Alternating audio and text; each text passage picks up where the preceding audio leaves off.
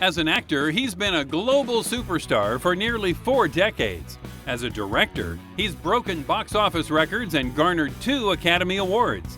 After a 10-year directing break, Mel Gibson is ready to get back into action for the true story of Hacksaw Ridge. Just a very inspiring story. It's a hard world we're going into, but I've said it before, it's kind of like this little flower growing in a wasteland. This Desmond Doss man goes into the mouth of hell and performs like the ultimate act of love for his fellow man and putting his own life on the line to save others. I mean, this is the pinnacle of heroism. I've been talking to people since I was a kid, from the First War and the Second War and the Korean War and the Vietnam War and the guys now today, and I'm struck by the fact, the similarity with all of them. There's this indelible marking that they receive on their souls from the horrors of war that they will never forget and that changes them forever. They didn't have a name for it back then, PTSD, but they got it now, and that's good because there's more awareness coming to the guys.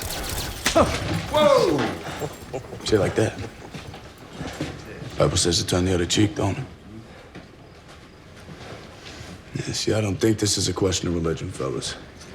I think this is cowardice. What was amazing is that the acts that he does are larger than life, but him as a man was very, very humble. Wanted to remain hidden. Didn't want his actions glorified in any way, even though they are by their very nature full of glory and full of an epic stature. So for me, it was a beautiful part to play, because it was a man whose only intention was to stay true to himself, really. And it resulted in these incredible actions by some alchemical magic. Of course, it's stranger than fiction. And by the way, in the research that you do, you realize that he did far, far more than what we were able to put on screen. He did even crazier stuff than you witnessed in the movie. It would have been... Stretch the bounds yeah. of it, It would have been, I don't know, Tall Tale, Paul Bunyan, but he did them.